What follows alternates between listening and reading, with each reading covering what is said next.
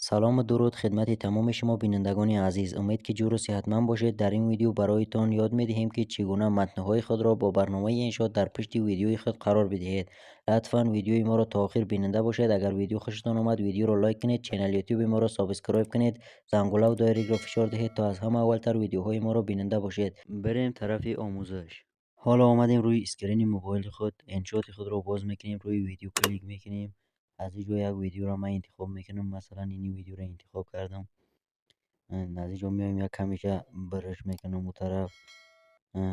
از اینجا مثلا من سایزش رو برابر یوتیوب جور میکنم. از اینجا یک متن من نوشته میکنم، مثلا صفحه ما رو سابسکرایب کنید. یعنی متن تا آخر از اینجا میبرم. از اینجا توسط این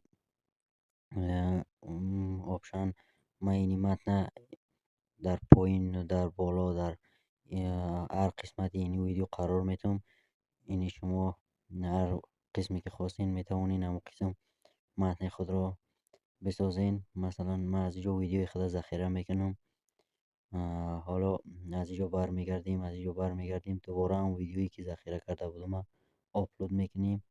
این بار از بالای همی توسط PIP ویدیوی خامی که از اول بود آپلود میکنیم. در بالای از این اضافه قیچی کرده او طرف میکنیم. از اینجا این توسط این آپشن برش میکنیم. ببینید در اینجا برش شده روان است.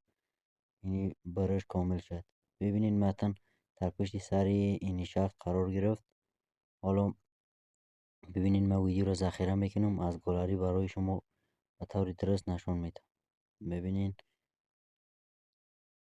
این ویدیو را براتون باز کنم. این ببینید متن به شکل منظم در پشت سر این شخص قرار دارد.